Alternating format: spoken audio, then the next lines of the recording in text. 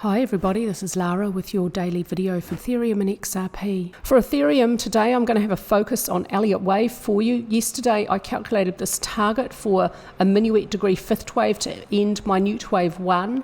Now minuet wave 4 could move a little bit further sideways as an expanded flat. I'll show you how I would label that. This is possible.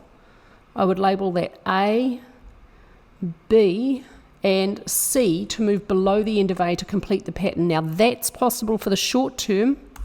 For now, I'm just going to label it over here, but considering how Bitcoin's behaving today, I wouldn't be surprised if we see a little bit of a pullback here at about resistance up here for Ethereum before we move higher to complete minute wave 1. If that happens, I'll have to recalculate the target. For now, I leave it here at 1953. I still expect minute wave 1 is most likely incomplete. Now here's the other thing we could do. We could label it over here, falling short of resistance at this trend line. But in order for me to label minute wave 1 over, I want to see a bearish candlestick reversal pattern. We don't have that yet, so I'm going to assume the trend remains the same. Here it's upward until proven otherwise. Proven otherwise, for me at this point, would be a bearish candlestick pattern because it's coming in the context of overbought conditions. When minute wave 1 is over, I'll expect a pullback for minute wave 2 to not move beyond the start of 1 below 1521.78. I'll expect minute wave 2 to most likely be very deep, at least 70% of minute 1, if not in the 80 to 90% range of minute wave 1. And if it's deep enough, it may find support at the lower edge of this channel. For Ethereum, it's a ways off testing its highs from back in April. It's moving above what was previous resistance at 1800. Look out for next resistance for Ethereum at 2020. We've got some bearish upper wicks developing though here. I would be looking, possibly we may need to change this resistance to support, but I'll wait for price to close on the current session of October. It's only 10 a.m. in the morning as I record this, so I'm just going to leave this at resistance, but if today closes above that, I'll change that to support, and I'll expect that area could offer support. Next resistance above, not too far away, at 1880. Volume was strongly pushing price higher until yesterday. We see another upward session, but with quite a decline in volume, so it looks like we're having a reaction to that previous strong upward movement. We're having a pause in this movement. ADX is still telling us there's an upward trend, so let's assume the trend remains the same until proven otherwise. RSI is just moving into overbought, but it's not nearly as extreme as it can get for this market. And money flows well in neutral territory. A little bit of bearish divergence here actually, but that's not matched with RSI. So we may have a little bit of a consolidation around this area as a pause before the upward trend resumes. That's normal to be expected behavior. For XRP, I'm recalculating my target that I gave you yesterday because that target was exceeded.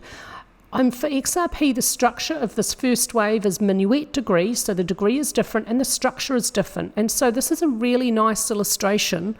My Bitcoin Elliott Wave count, my Ethereum Elliott Wave count, and my XRP Elliott Wave count all have important little differences.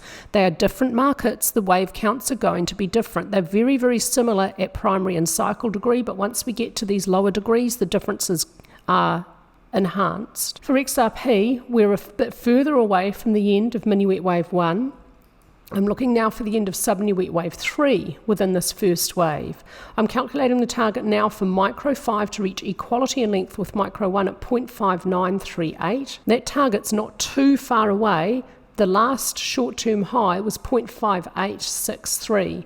For the short term, we could be seeing continued sideways movement for another day or two for microwave 4, which may not move into microwave 1 price territory, so it may not move below 0.5307. I could actually bring the short-term invalidation point up to this point and expect price for the short term at least to remain above there.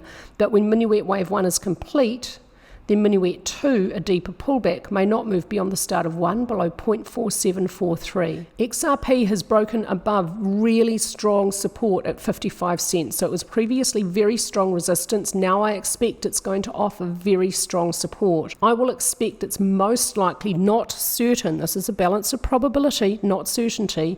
I'll expect it's most likely for a little consolidation to remain above 55 cents before price moves up and away toward next resistance resistance at 62 cents, and if it gets there, we'll watch carefully how it behaves. If it can slice through, then we'll look for next resistance. If it has a consolidation here, may have some work to do before it breaks through. Yesterday's session for XRP closes red on greatly declining volume, so a little bit of a pause in this upward movement. That's normal to be expected behaviour.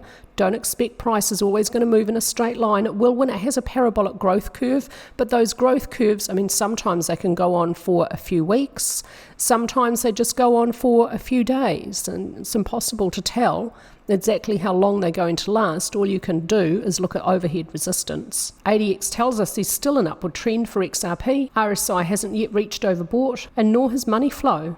Quite a way to go before this trend gets extreme. That's it from me again today with your quick update. Hope everyone's having a lovely day.